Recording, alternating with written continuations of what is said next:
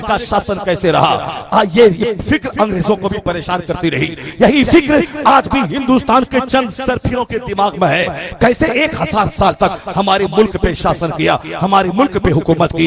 अंग्रेज भी ही प्लान बनाकर 500 साल पहले ईस्ट इंडिया कंपनी के नाम पे वह हिंदुस्तान में अपना पांव फैलाना शुरू किया। जब उसका पांव मजबूत हो गया तो सियासत में उन्होंने हिस्सा लेना शुरू किया। उसके बाद जब नवाबों की कमजोरी उनके सामने आई तो धीरे धीरे उन कमजोर जाहिल नवाबों पे वो गालिब आना शुरू हुआ। एक किता, दूसरा किता, तीसरा किता, धीरे धीरे पूरे भारत पे कब्जा जमा लिया। जिस दिन टीपू सुल्तान 1799 में शहीद हुए, उस दिन अंग्रेजों का कर्नल उनके सिरहाने खड़ा होकर कहा था, टुडे इंडिया इज आवर्स, आज हिंदुस्तान हमारा है। इसलिए कि अंग्रेजों का पांव उस वक्त तक जम नहीं पाया जब तक टीपू सुल्तान जिंदा रहे। टीपू सुल्तान की धमक थी कि अंग्रेज हिलता रहा। आज चंद सरफिरे इलेक्शन जीतने के लिए टीपू सुल्तान की अजमत को दबाने की कोशिश करते हैं। वह दूसरों के नाम को जिसको कोई भारत का शहरी जानता तक नहीं है, उन उन उन उन, उन जाहिल किस्म के लोगों को उभार कर हाईलाइट करना चाहते हैं, जिनकी धमक से अंग्रेज का सीना हिल गया था, जिनकी धमक से अंग्रेज का कर्नल यह कहने पर आमादा हुआ था कि आज उनके विसार के बाद, उनकी शहादत के बाद हिंदुस्तान आज हमारा है, हिंदुस्तान पे कब्जा करना मेरे लिए आसान हो गया है। जब तक टीपू जैसा शेर मौजूद था, हिंदुस्तान पे अंग्रेज कब्जा नहीं कर पाया। मैं कहना चाहता हूं कि हिंदुस्तान में 1000 साल तक मुसलमानों की सल्तनत होने का दर्द अंग्रेजों के पेट में भी था, और आज भी हिंदुस्तान के चंद लोगों के सीने में वह दर्द हो रहा है। उसी भड़ास को निकालने के लिए वह कभी भगाने की बात करता है, कभी निकालने की बात करता है, कभी इसको खत्म करने की बात करता है, कभी इसका कल्चर बदल दें, इसका नारा बदल दें, वंदे मातरम इस पर थोप दें, अपनी खुराक थोप दें, अपना कल्चर थोप दें, धीरे धीरे एक स्लोली पॉइजनस इंजेक्शन देकर कभी अजान की अहमियत घटा दें, कभी तलाक सलासा के कानून की अहमियत को हम घटा दें, ताकि धीरे धीरे मुसलमान या तो भाग जाए हिंदुस्तान से, या फिर वो रहे तो मुर्दा बन के यहाँ रहे, और हम जो कहें हमारी सारी हाँ में हाँ मिलाए, तो फिर इनके रहने से मुझको कोई खतरा ना होगा। ये जब शान से रहेगा, इस्लाम को जान के रहेगा, इस्लाम की खातिर कुर्बानी का जज्बा देने के बाद जब रहेगा, तब हमको खतरा है ये हमारी जायदाद पे कब्जा कर लेगा, हमारी सल्तनत को छीन लेगा। लेकिन जब ये निकम्मा हो जाएगा, नमाज नहीं पढ़ेगा, रोजा नहीं रखेगा, शरीयत के कानून को खुद मजाक उड़ाएगा, फिल्मी कल्चर में दब जाएगा, इनका बेटा अमिताभ बच्चन की पैरवी करेगा, इनकी बेटी करीना की पैरवी करेगी, इनकी मस्जिदों में अजान बंद हो जाएगी, अजान होगी तो 2-4 बूढ़ा नमाज पढ़ेगा, जनरल मुसलमान समझेगा नमाज पढ़े बगैर भी हमारा सारा काम हो जाएगा। नमाज पढ़ना वह बुढ़ापे का एक काम है, सब पर फर्ज नहीं है। वो तो चाहता है या तो ये निकम्मा बन के यहाँ रहे मुसलमान, ये मुसलमान की सूरत इनकी रहे और हकीकत में इस्लाम इसके पास ही नहीं रहे, या फिर ये हिंदुस्तान छोड़ के भाग जाए।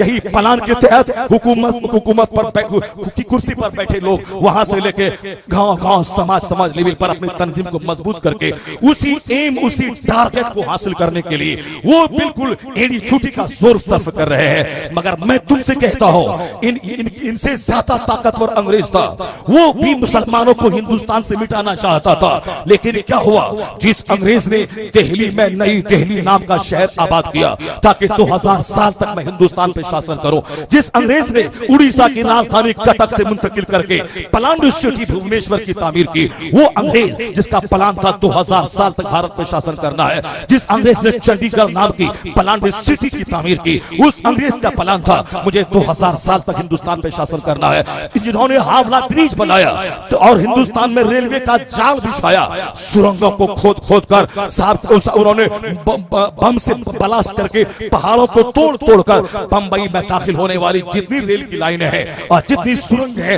वो सारी सुरंगें अंग्रेजों के जमाने की बनी हुई है। अंग्रेजों ने पूरे भारत पर 2000 साल तक शासन करने का प्लान बनाया था, लेकिन दुनिया ने देखा कि 2000 साल शासन करने का सपना देखने वाला वह 150 साल के अंदर पुरिया बिस्तर समेट कर उसे हिंदुस्तान से भागना पड़ा। वह इस्लाम मिटाना चाहता था, वह मुसलमानों की रूह को खत्म करना चाहता था। वो कभी चंद मौलवी को खरीद कर उससे लिखवाया था, लिखो के हुजूर को इल्म गैब नहीं है। जब नबी की इज्जत दिल से उतर जाएगी तो नबी के नाम पे जंग करने का जज्बा इनका खत्म हो जाएगा। लिखो कि ईद मिलादुन नबी का जश्न मनाना ये तो ऐसा ही है जैसे कन्हैया का जन्मदिन मनाना है, ताकि लोग ईद मिलादुन नबी के महत्व को भूल जाए। अंगूठा चूमना बिदअत है, हुजूर के नाम पे खड़े होकर सलाम पेश करना बिदअत है, ताकि जब अंगूठा चूमना छूट जाए, सलातो सलाम खड़े होकर पढ़ना छूट जाए, ईद मिलादुन नबी का जश्न छूट जाए, तो मोहब्बत मुस्तफा सीने से निकल जाएगी। जब मोहब्बत निकलेगी तो कौम खोखली हो जाएगी, फिर इन खोखलों को नाक में नकील डाल के घुमाना हमारे लिए आसान हो जाएगा, फिर ये किसी काम के न रह पाएंगे। चंद मौलवियों से मिल गए, उन मौलवी से लिखवाया, लिखो जिसका नाम मोहम्मद या अली, वो किसी चीज का मालिक को मुख्तार नहीं, लिखो मुस्तफा को इख्तियार नहीं, वो अपने बदन पे बैठी मक्खी को भगा नहीं सकते। यानी ये खुराफात उन्होंने लिखवाया। अंग्रेजों ने किस कदर मुसलमानों को निस्तो नाबूद करने के लिए एक तरफ उनके खिलाफ फतवे जिहाद देने वालों की लाशों को दिल्ली में सलाकर जहन दिया ताकि कोई मुस्लिम आलिम अंग्रेजों को के खिलाफ दोबारा फतवे जिहाद न दे। 70,000 उलमा कराम को मारकर उनकी लाशों को सलाकर ताकि सारे लोग सहम जाए, ताकि कोई दोबारा इन अंग्रेजों के खिलाफ फतवे जिहाद न दे सके। अल्लामा फजल खैराबादी जैसे शेर को अंडमान जजीरा में उसे काला पानी की सजा दी, वहीं आप शहीद हो गए। अल्लामा किफायत अली काफी को मुरादाबाद के लाल चौक पे हजारों आदमी के सामने उन्हें फांसी की सजा दे दी गई ताकि मुसलमान कोई फिर दूसरी बार जुर्अत न कर सके अंग्रेजों के खिलाफ किताब लिखने, अंग्रेजों के खिलाफ फतवे जिहाद देने। ये उनका प्लान था कि खुश अकीदा मुसलमानों का अकीदा खत्म हो जाए और फिर इनकी रूह अंदर से खत्म हो जाए और इनके आलिम हमारे खिलाफ फतवे जिहाद न दे, ताकि ऑटोमेटिक जब मुसलमान मिटेंगे तो हम दोबारा 2000 साल तक हिंदुस्तान पे शासन करेंगे।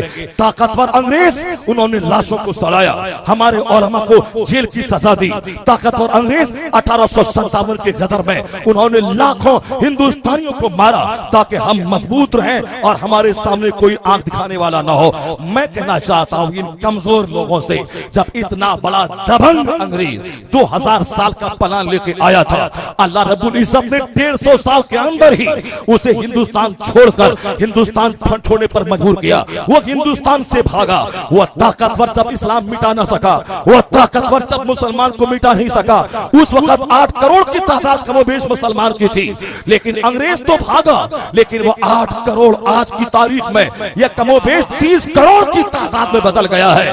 और वो कमजोर किस्म के लुच्चे लफंगे जो व्हाट्सएप, यूट्यूब और अखबारात के जरिए इस्लाम के खिलाफ जहर उगल रहे हैं, ये अंग्रेजों के मुकाबले में कमजोर है। और तुमसे मैं कहना चाहता हूं, अगर ये सपना देख रहा है कि 2030-2035 तक हम हिंदुस्तान से कलमा पढ़ने वालों का खात्मा कर देंगे, यहाँ मस्जिद रहेगी मगर वह मस्जिद करतबा की तरह एक तारीखी यादगार के तौर